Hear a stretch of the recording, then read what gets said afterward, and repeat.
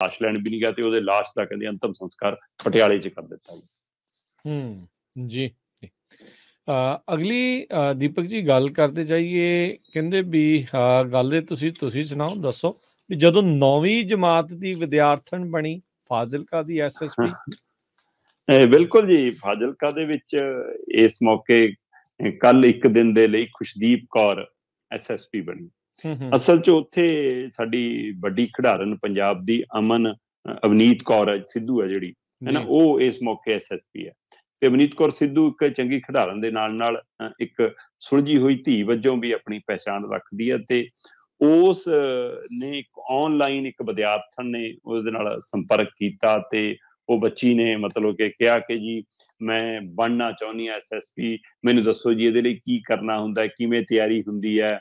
ਤੇ ਇਹਨਾਂ ਨੇ ਪੁੱਛਿਆ ਕਿ ਤੇਰੀ ਕਿਹੜੀ ਜਮਾਤ ਹੈ, ਉਹ ਕਹਿੰਦੀ ਮੈਂ 9ਵੀਂ ਜਮਾਤ ਦੀ ਹਾਂ। ਫਿਰ ਉਹਦਾ ਸਕੂਲ ਪੁੱਛਿਆ, ਤੇ ਫਿਰ ਅਵਨੀਤ ਕੌਰ ਨੇ ਉਹ ਸਕੂਲ ਤੱਕ ਪਹੁੰਚ ਕੀਤੀ ਖੁਦ ਜੀ, ਉਸ ਬੱਚੀ ਨੂੰ ਮਿਲਣ ਦੀ ਇੱਛਾ ਜ਼ਾਹਰ ਕੀਤੀ। ਫਿਰ ਉਹਦੇ ਮਾਪਿਆਂ ਨਾਲ ਤਾਲਮੇਲ ਕੀਤਾ, ਤੇ ਉਸ ਨੂੰ ਜਦੋਂ ਇਹਨਾਂ 2-3 ਵਰਤਾਰਿਆਂ ਚੋਂ ਮੁਲਾਕਾਤਾਂ ਚੋਂ ਲੱਗਿਆ ਕਿ ਕੁੜੀ ਸੀਰੀਅਸ ਆ, ਫਿਰ ਉਹਨੇ ਉਸ ਅਹਿਸਾਸ ਨੂੰ ਹੋਰ ਤਾਕਤ ਦੇਣ ਦੇ ਲਈ ਉਹਨੂੰ ਕਿਹਾ ਕਿ ਆ ਜਾ ਇੱਕ ਦਿਨ ਮੇਰੀ ਕੁਰਸੀ ਤੇ ਬੈਠ ਤੂੰ ਪਹਿਲਾਂ। ਬਾਕਾਇਦਾ ਉਹਨੂੰ ਬਤੌਰ ਇੱਕ ਦਿਨ ਦਾ SSP ਲਾ ਕੇ ਉਹਨੂੰ ਦਫ਼ਤਰ ਲਿਆਂਦਾ। ਉਵੇਂ ਹੀ ਦਰਵਾਜ਼ਾ ਖੁੱਲਿਆ, ਉਵੇਂ ਹੀ ਪੁਲਿਸ ਵਾਲਿਆਂ ਨੇ ਸਲੂਟ ਮਾਰਿਆ, ਉਵੇਂ ਹੀ ਉਹਨੂੰ ਕੁਰਸੀ ਤੇ ਬਿਠਾਇਆ, ਉਵੇਂ ਹੀ ਉਹਨੂੰ ਰਿਪੋਰਟ ਕੀਤੀ ਸਾਰੇ ਦਿਨ ਦੀ।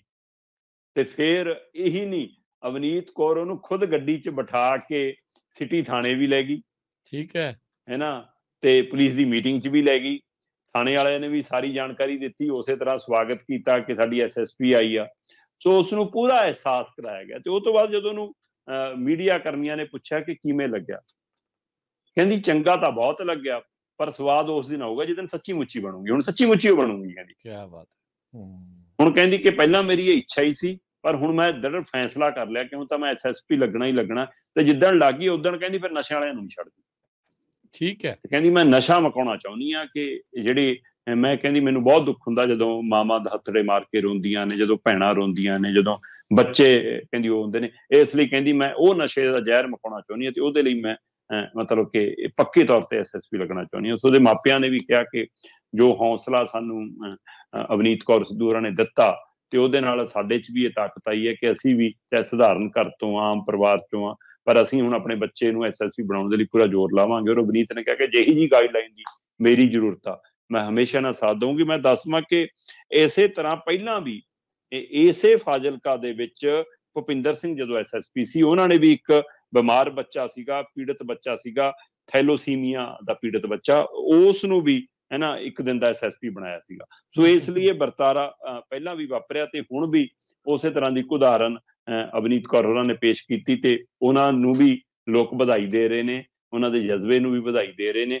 ਔਰ ਉਹ ਕਹਿੰਦੇ ਕਿ ਜੇਕਰ ਇਸ ਬੱਚੀ ਨੂੰ ਬਣਾਇਆ ਤਾਂ ਇਸ ਬੱਚੀ ਰਾਹੀਂ ਉਹਨਾਂ ਨੇ ਕਿੰਨੀਆਂ ਧੀਆਂ ਦੇ ਮਨਾਂ ਦੇ ਵਿੱਚ ਚੰਗੇ ਖਾਬ ਪੈਦਾ ਕਰ ਦਿੱਤੇ ਹੋਣਗੇ, ਔਰ ਉਸ ਨੂੰ ਅੱਗੇ ਵਧਾਉਣ ਦਾ ਉਹਨਾਂ ਬੱਚਿਆਂ 'ਚ ਤਾਕਤ ਮਿਲਦੀ ਹੈ। ਸੋ ਇਸ ਲਈ ਇਹ ਇੱਕ ਦਿਨ ਦੀ SSP ਕਹਿੰਦੇ ਹੁਣ ਮੈਂ ਸੱਚਮੁੱਚ SSP ਬਣ ਕੇ ਜਦ ਪਰਤੀ, ਉਸ ਦਿਨ ਫਿਰ ਅਸਲੀ ਸਲੂਟ ਦਾ ਮਜ਼ਾ ਲਓ। ਚਲੋ ਜੀ, ਬਹੁਤ ਵਧੀਆ। ਤੇ ਜ਼ਰੂਰ ਏਦਾਂ ਹੀ ਹੋਰ ਵੀ ਜਾਣੇ ਜਿਹੜੇ ਆ ਬੱਚੇ ਆ ਉਹ ਪ੍ਰੇਰਿਤ ਹੋਣ, ਏਦਾਂ ਦੀਆਂ ਚੀਜ਼ਾਂ ਵੱਲ ਨੂੰ ਵਧਣ।